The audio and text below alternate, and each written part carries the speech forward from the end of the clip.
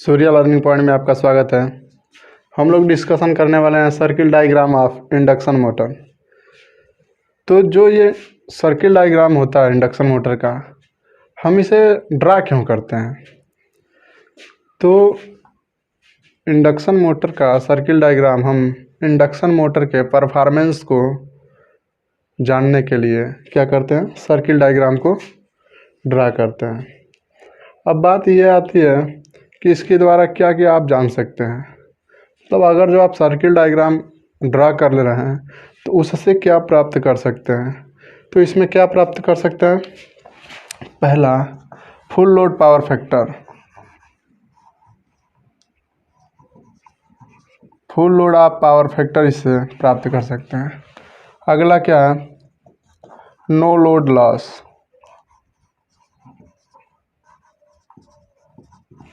आप circle diagram के द्वारा नो लोड लॉस को प्राप्त कर सकते हैं। तीसरा क्या है? Full load current,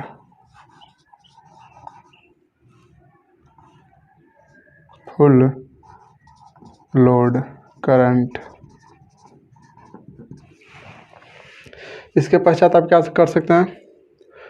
full load current, full load stator current और स्टार्टिंग टॉर्क, मैक्सिमम टॉर्क या ये कहें मैक्सिमम आउटपुट। ये जो भी इंडक्शन मोटर में होता है, आउटपुट लाइन, टॉर्क इक्वेशन या टॉर्क लाइन, ये पूरा का पूरा आप सर्किल डायग्राम की सहायता से प्राप्त कर सकते हैं। ये क्या हो जाएगा? ETC। अब ये आता है कि सर्किल डायग्राम के द्वारा, बहुत बार जेईई में पूछा हुआ है कि सर्किल डायग्राम के द्वारा क्या प्राप्त नहीं किया जा सकता है। तो जो हमारा फ्रीक्वेंसी होता है सर्किल डायग्राम के द्वारा आप नहीं प्राप्त कर सकते हैं।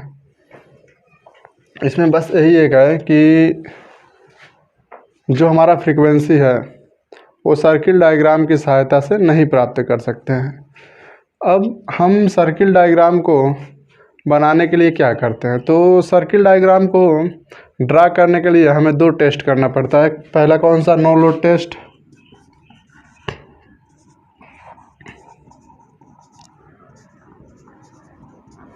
दूसरा ब्लॉक रोटर टेस्ट।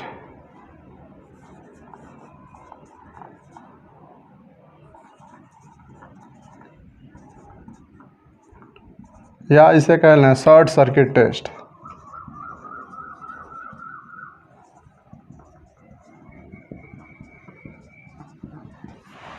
तो जब हम नो लोड टेस्ट करते हैं तो इसके द्वारा हमें क्या प्राप्त होता है?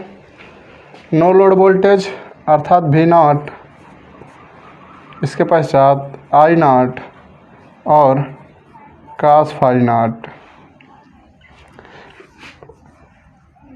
और क्या? W0। तो यहाँ से आप W0 बराबर क्या होता है? W0 बराबर हमारा होता है क्या? V0 I0 cos ∅0। तो इसकी सहायता से हम क्या कर सकते हैं? जो हमारा नो लोड पावर फैक्टर है उसको आसानी से निकाल सकते हैं। तो यहाँ से क्या हो जाएगा? cos ∅0, ये क्या हो जाएगा? W0, ये 3 फेज के लिए होगा √3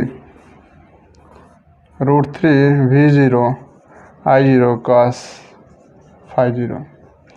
तो यहाँ से ये क्या हो जाएगा? W0 अपान √3 V0 I0 cos ∅0। तो इसकी सहायता से हम क्या प्राप्त कर लिए? cos ∅0। तो यहाँ से हम क्या निकालेंगे? ∅0 का मान। तो ∅0 का मान क्या आ जाएगा? cos इनवर्स W0 अपान √3 V0 I0, यहाँ से cos ∅0 तो चला गया इधर। तो ये हो गया क्या हमारा? ∅0 का मान। अब हम दूसरा टेस्ट कौन सा कर रहे हैं? Block rotor test. तो जब हम ब्लॉक रोटर टेस्ट करते हैं तो यहाँ से हमें क्या प्राप्त होता है? जब हम ब्लॉक रोटर टेस्ट करते हैं तो यहाँ से VSC अर्थात शॉर्ट सर्किट वोल्टेज हमें प्राप्त हो जाता है। और अगला क्या प्राप्त होता है, ISC, शॉर्ट सर्किट करंट। तो यहाँ से WSC हमें क्या होता है, प्राप्त होता है। तो WSC इक्वल्स किसके हो जाएगा, √3 VSC into ISC cos 5SC। अब यहाँ से हम क्या निकाल सकते हैं, cos 5SC, ये किसके बराबर हो जाएगा, तो ये हो जाएगा WSC अपान क्या हो जाएगा, √3 VSC इंटू ISC। ये हमारा क्या हो गया, शॉर्ट सर्किट के कंडीशन में पावर फैक्टर का मान हमारा हो गया। और ये नो लोड टेस्ट अर्थात ओपन। तो यहाँ से 580 का मान निकालेंगे तो क्या हो जाएगा, ये हो जाएगा cos इनवर्स WSC अपान √3 VSC इंटू ISC। अब हम इसकी सहायता से क्या करेंगे, सर्किल डायग्राम को ड्रा करेंगे। तो सबसे पहले हम क्या करते हैं, जो I0 है इसको ड्रा करते हैं। ये हमारा एक्स एक्सिस और ये है हमारा V। तो जो हम एंगल लेंगे इस V प्लेन से लेंगे अर्थात V लाइन से लेंगे। तो यहाँ से ∅0 का मान नो लोड के कंडीशन में कितना आता है, 60 से 80 90 तक चला, 80 85 तक चला जाता है अर्थात 90 के काफ़ी नज़दीक जाता है।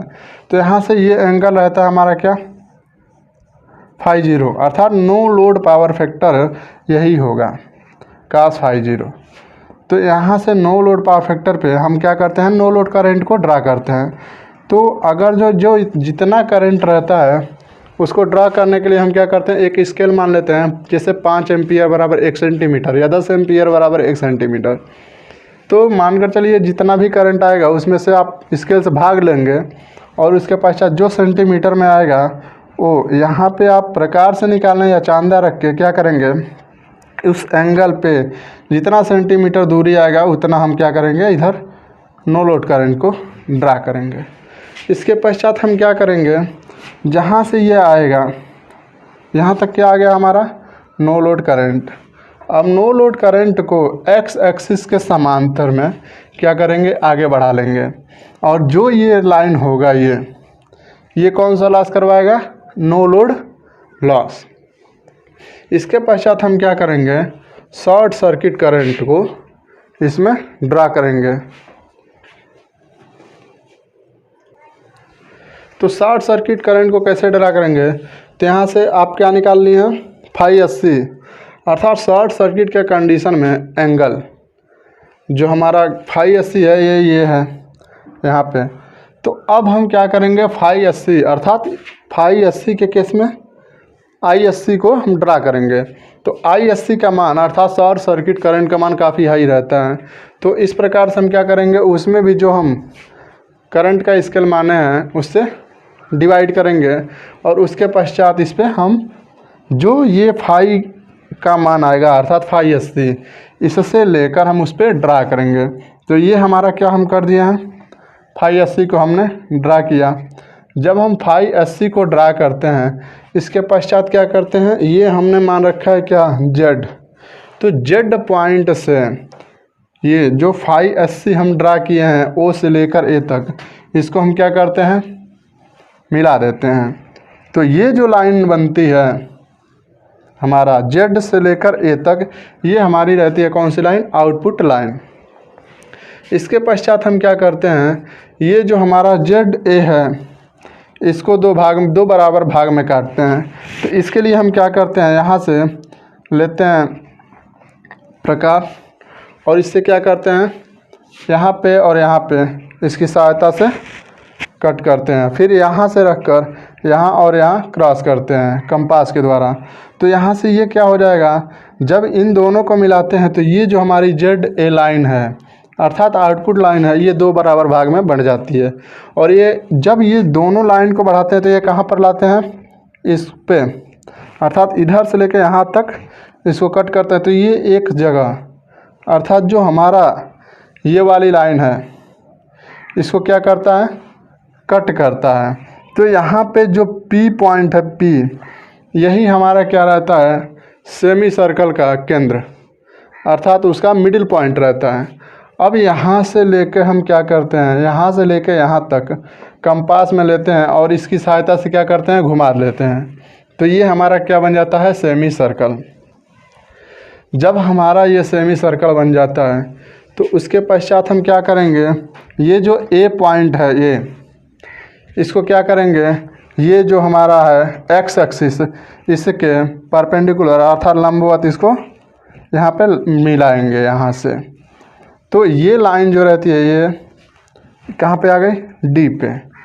अब इसके पश्चात हम क्या करेंगे, इसके पश्चात हम क्या करते हैं, जो यहाँ से A से लेकर C तक है इसको क्या करते हैं, दो भाग में बांटते हैं। एक होता है हमारा क्या, रोटर कॉपर लॉस या रोटर कॉपर लॉस, और एक होता है stator copper loss.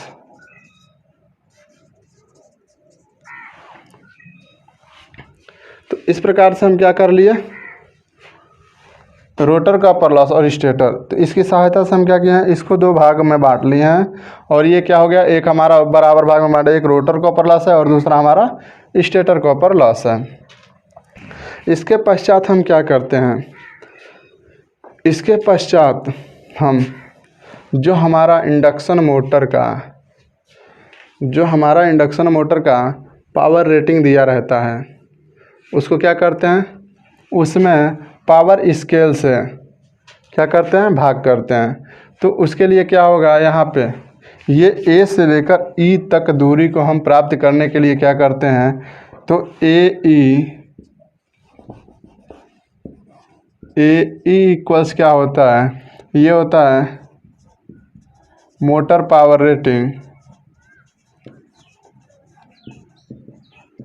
Upon power scale.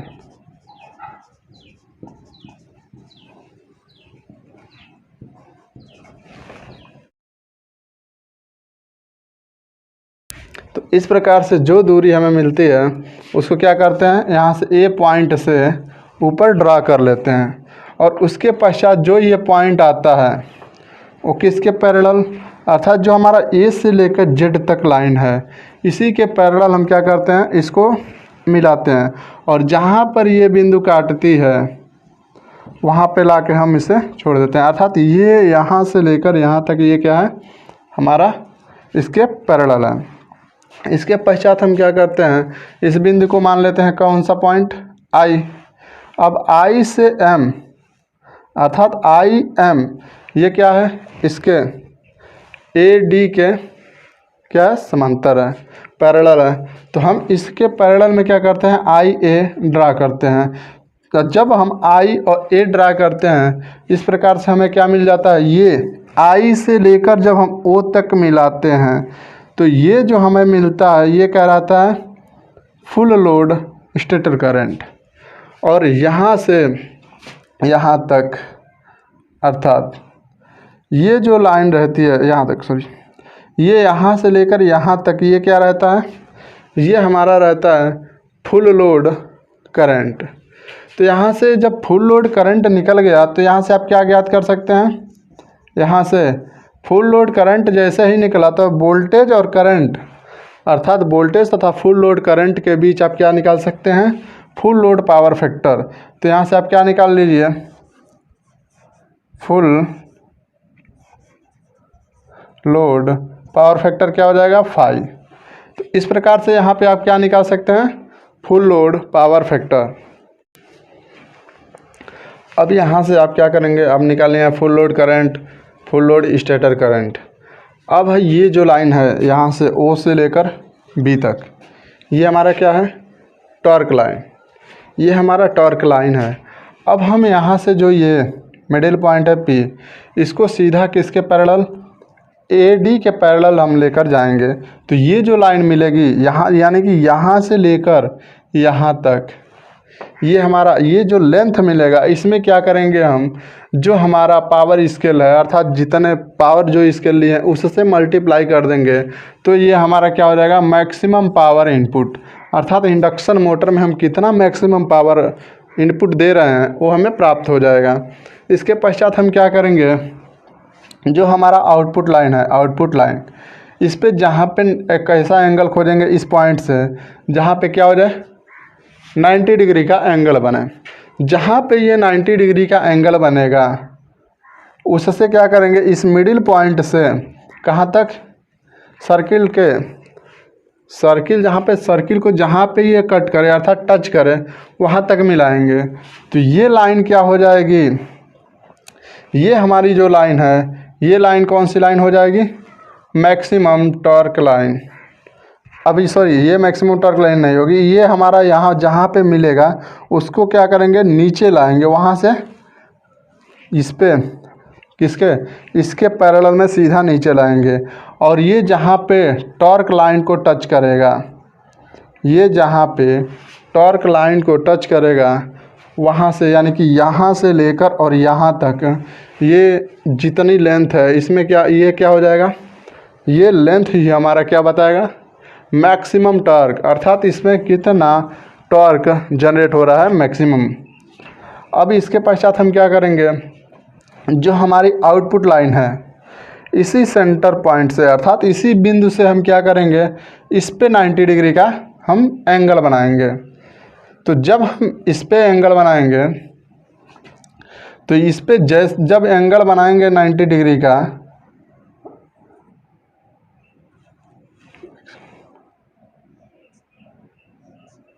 जब हम क्या करेंगे इस पे 90 डिग्री का एंगल बनाएंगे तो इस कंडीशन में जो जहाँ पे ये जाके क्या होगा, इसको टच करेगा वो पॉइंट क्या रहेगा, इस पॉइंट से।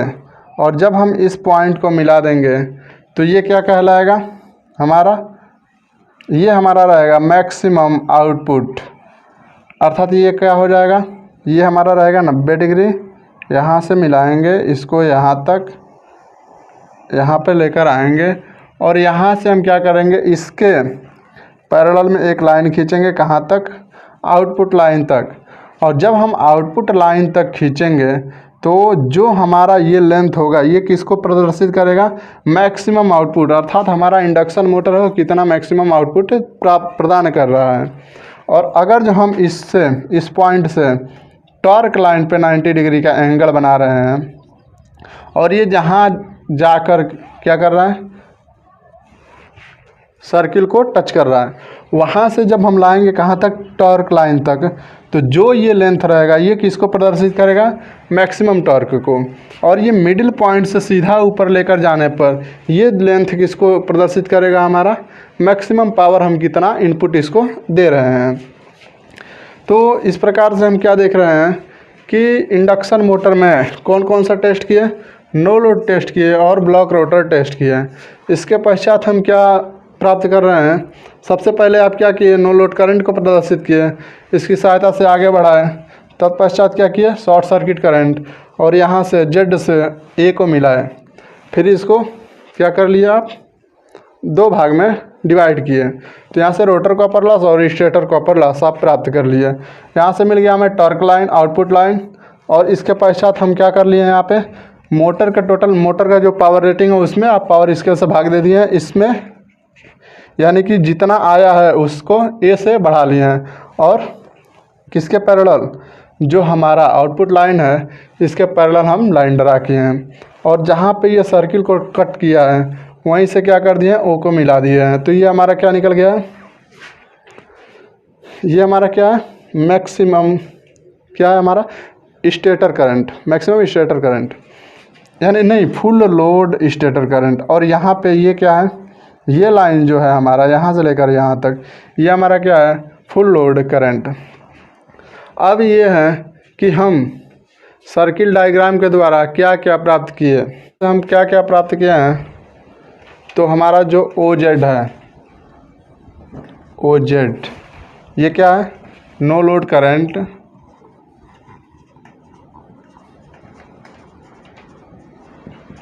इसके पश्चात हमारा यहाँ से जेड बी या बी जेड कह लें, ये क्या है, टॉर्क लाइन। और ए जेड या जेड ए जेड क्या है, आउटपुट लाइन। और हमारा ओ आई क्या है, ये है हमारा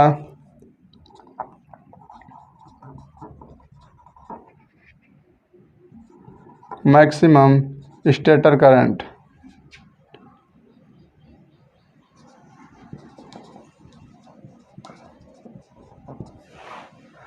उसके बाद के आई, ये क्या है, ये है फुल लोड करंट।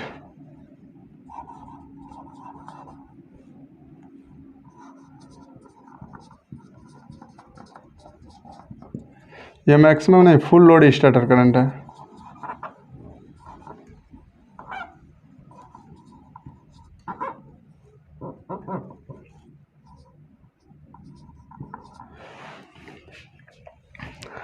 अब यहाँ से आप और क्या निकाल सकते हैं,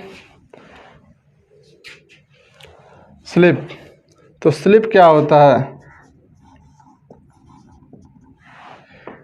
ये होता है रोटर कॉपर लॉस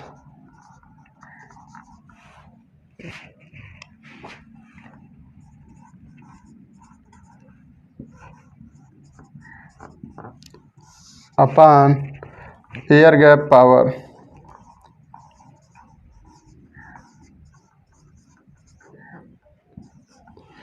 तो यहाँ से S बराबर क्या हो जाएगा, यहाँ से यह जो हमारा रोटर कॉपर लॉस है वह क्या है, I से लेकर ये J तक जो है, ये हमारा क्या है, ये है रोटर कॉपर लॉस। तो यहाँ से रोटर कॉपर लॉस का मान क्या हो जाएगा, K से लेकर L तक। तो ये जो हमारा होगा K से लेकर L तक, ये होगा हमारा रोटर कॉपर लॉस। और हमारा जो एयर गैप पावर है ये क्या हो जाएगा, ये हो जाएगा I से लेकर M। ये हो गया क्या हमारा स्लिप। अब हम क्या निकाल सकते हैं, अब हम निकालेंगे इसका एफिशिएंसी। तो एफिशिएंसी बराबर क्या होगा,